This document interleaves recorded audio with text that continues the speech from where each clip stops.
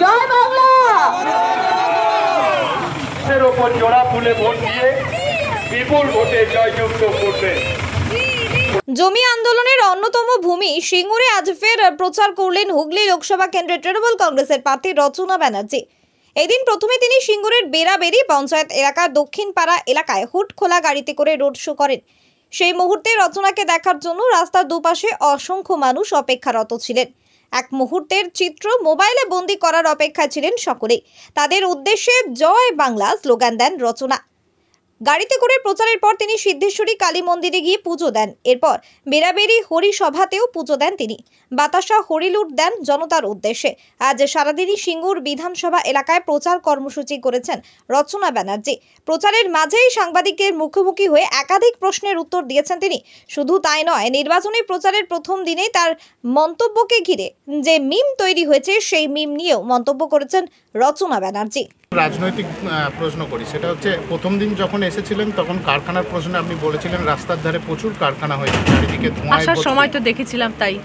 আর সেটাকে নিয়ে যা সুন্দর মিম তৈরি হয়েছে, বাপরে বাপ। সে তো প্রসেনজিৎ তার মধ্যে গান গাইছেন, সবাই তার মধ্যে গান গাইছে। মিমগুলো দারুণ বানানো হয়েছে, কিন্তু যারা বানায় তাদেরকে হ্যাটস অফ। মিমটা আমি বললাম যে রাস্তায় দেখতে দেখতে এলাম, আমাকে প্রশ্ন করা হয়েছিল যে কারখানা হচ্ছে না। আমি বললাম যে অনেক প্রশ্ন করা হয়েছে, সেগুলো আর বলছি না, এখন ছেড়ে দাও। সেটা নয়, পরে একদিন যখন আমি প্রেস কনফারেন্স করব তখন আমি বলবো।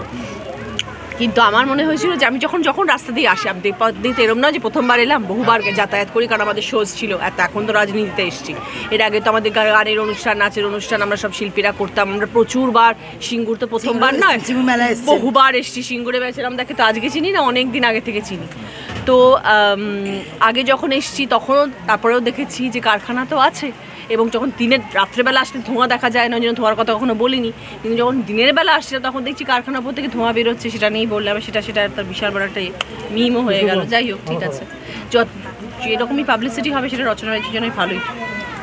মানে নেগেটিভটাকেও পাবলিসিটি ভাবছেন, তাই তো? নেগেটিভ তো আমি কিছু বলি না, প্রথমত কাউর সম্বন্ধে বলি না, কখনো বলি না। মিমের নেগেটিভ, মিমটা নেগেটিভ না, মিমটা মজার। কি কত লাইক হয়ে যাচ্ছে জানেন ওই মিমগুলো করাতে? হাজার হাজার লাইকস হচ্ছে, খুব ভালো। আপনার পরিচিতি আরো বেড়ে যাচ্ছে। হ্যাঁ, ওইটাই হচ্ছে কথা। কোনো নেগেটিভ কিছু বলারই নেই আমার। সিঙ্গুরে আজকে আপনি প্রচার করলেন, বাম প্রার্থীও প্রচার করেছেন। তার দাবি 2011 সালের পর থেকে এ রাজ্য সিঙ্গুর থেকে টাটা চলে যাওয়ার পর শিল্প শূন্যে পরিণত হয়েছে। তাই বলবেন বিষয়টা? আমার তো কেন তো নেই যে দিদি যে বাংলার মুখ্যমন্ত্রী সারাক্ষণ উন্নয়ন নিয়ে কথা বলছেন এবং উন্নয়নের জন্য জান প্রাণ লড়িয়ে দিচ্ছেন, তিনি কলকারখানা করতে দেবেন না বা তিনি কলকারখানাতে সাপোর্ট করবেন না, এরকম কথা তো আমি কখনো ভাবতেও পারি না, এবং সেটা হয়ও না। এবং দিদি অনেক কিছু করছেন, ওনার প্রতি মুহূর্তে প্রতিনিয়ত তিনি চিন্তা করে যাচ্ছেন, চেষ্টা করে যাচ্ছেন যাতে বাংলার উন্নয়ন হয়। বাংলার উন্নয়নের জন্য প্রতিদিন মানুষের জন্য ভাবছেন, করছেনও। তো সেখানে আর সিঙ্গুরের আন্দোলন নিয়ে যেটা আমি বলেছিলাম যে ঐতিহাসিক জায়গা থেকে আমি আমার প্রচার শুরু করলাম। যখন আমি যেদিন আমি প্রথম শুরু করলাম, আমি সিঙ্গুর দিয়ে শুরু করেছিলাম। এবং সেটা আমার ঐতিহাসিক বলার কারণটাই হচ্ছে যে দিদি তো কখনো কলকারখানার বিরুদ্ধে নন। দিদি চেয়েছিলেন যেসব কৃষকদের জমি জবরদস্তি উচ্ছেদ করা হচ্ছে, দিদি যাদের দেখেছেন যে তারা কাঁদছে যে আমার বাড়িঘর নিয়ে নেওয়া হচ্ছে, আমার ওইটুকু ফালি জমি যেটা চাষ করে আমার সংসার চলে সেটা আমার নিয়ে নেওয়া হচ্ছে, দিদি তাদের জন্য লড়াই করেছেন। দিদি কিন্তু কলকারখানার বিরুদ্ধে কোনোদিনও ছিলেন না।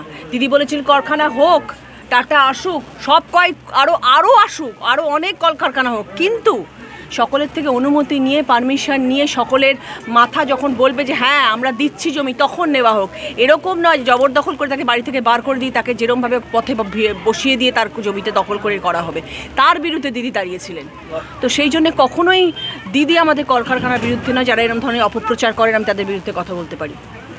নিরোগ ডায়াগনস্টিক, এখানে পাবেন রোগ নির্ণয়ের অত্যাধুনিক বিদেশি মেশিন, অভিজ্ঞ রেডিওলজিস্ট এবং প্যাথোলজিস্টের সমন্বয়ে বিশ্বাসযোগ্য নির্ভুল রিপোর্ট। আরামবাগ শহরের সর্বপ্রথম CT scan, ultrasonography, endoscopy, colonoscopy, colour Doppler, echocardiography, digital X-ray, EMG, NCV, ECG, EEG, advance প্যাথোলজির মতো সুবিধাযুক্ত প্রতিষ্ঠান। এছাড়াও আছে বিভিন্ন বিভাগের অভিজ্ঞ চিকিৎসক দ্বারা ওপিডি ক্লিনিক। ঠিকানা কোর্ট রোড, আরামবাগ, হুগলি।